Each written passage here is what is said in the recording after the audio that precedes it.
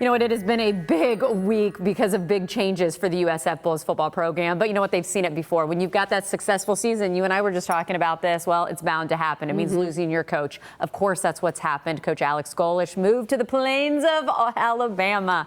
And of course, is the new head coach at Auburn. But the Bulls have bounced back with a new hire, too.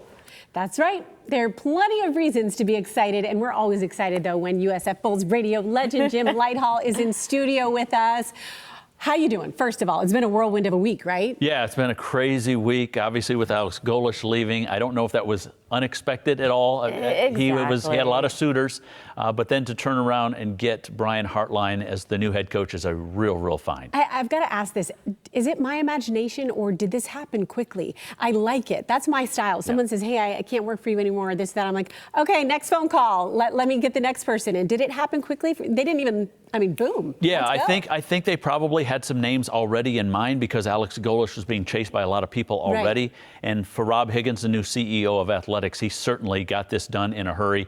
You don't want it to drag on. That's the one thing, because you don't want to be told no by a bunch of people. Yeah. Whether or not Brian Hartline was their first choice, I certainly hope he was.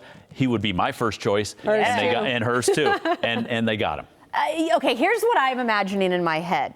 Because Brian Hartline, of course, was calling the plays for the offense, really close with the wide receivers at Ohio State, I feel he was close to the Bucs wide receiver, Emeka Egbuka, and they were on the phone together, and he sold Tampa so that Brian also had a no-brainer. Do we like that? Is that a true story? Or I have no idea. That's a Natalie story. I feel like that happened. What do you think? You think he's telling him about houses and where to live and all that in Tampa? And Brian just knew this was the place that, you can come down and have a lot of fun. I feel like that conversation had to happen. Yeah, I like the idea. We're putting it out there. Listen, he can bring some wide receivers with him from Ohio State too. They got plenty. He was a wide receiver. Now, I don't know about I don't know about taking the wide receivers out of the Buckeye land. My daughter did say to me, though, we were getting ready this morning, she goes, Mom, but can we be happy because now he's not going to be coaching at Ohio State? Brian Hartline, of course, as a player, had success in Florida, and then being able to go up here.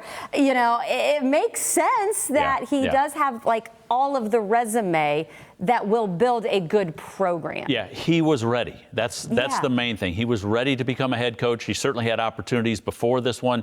He chose to come to South Florida. He's a tremendous recruiter. He knows the state of Florida very well from a former NFL player and also recruiting this area. He's going to be awesome for South Florida. Oh, that's great. Okay, so that's such good news. But I think you can answer this because you are behind the scenes.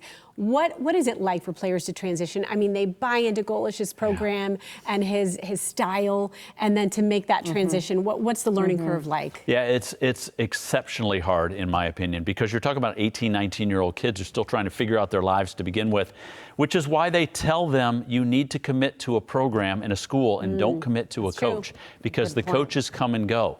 And the wide receivers at Ohio State and the guys on the offensive side of the ball, they get accustomed to Brian Hartline being there, and then he turn around and he's not there anymore. So you have to say, listen, I'm making a decision that maybe is 3 years, 4 years. For some kids, it's 1 year because it moves so quick now with the transfer portal. But hopefully those guys will stay once they realize that they're bringing in a very successful former assistant at a winning program. It's interesting to hear you bring up the portal. And I'm completely going off the record on this one here.